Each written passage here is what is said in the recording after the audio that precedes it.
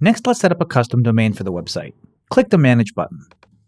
You'll land on the management dashboard. If you purchased the Turbo plan or higher, you can redeem your free domain by clicking Add-ons, scrolling down to Integrations, and then clicking Redeem Offer under Namecheap Domain. Or if you chose a plan that doesn't include a domain, scroll down to the bottom of the page and click Powered by Namecheap. This will open a new tab where you can buy a domain name. Type the domain name you're interested in. In my case, I want to see if mattsncwpsite.com is available. Then we'll click Search. Good news, that domain is available. When you find a domain you like, go ahead and click Add to Cart. Then in the bottom right, click Checkout.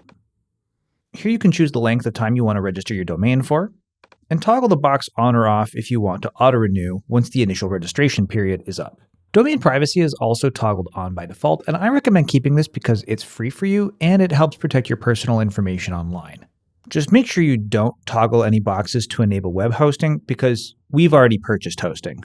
When everything looks good, go ahead and click Confirm Order. Then enter your contact information, and when you're done, click Continue. On the next page, you'll confirm your registrant contact, your administrative contact, and technical contact. Unless you need some special adjustments to this, you can just keep the user default account contact. Next, click Continue. Then make a payment for your domain using a credit card or PayPal. Again, I'll use PayPal.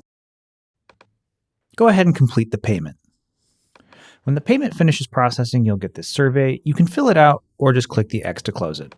Now that you've purchased a domain, you can close this tab and return to EasyWP. Then, next to Domain, click Change. Select your domain on Namecheap, click the dropdown, select your purchased domain, and then click Change. Excellent. Now the website is set up with your custom domain, and you can preview it by clicking the name of your domain up top. Here you can see the default content that gets created for every new site, and you can see that it's linked with our custom domain up top.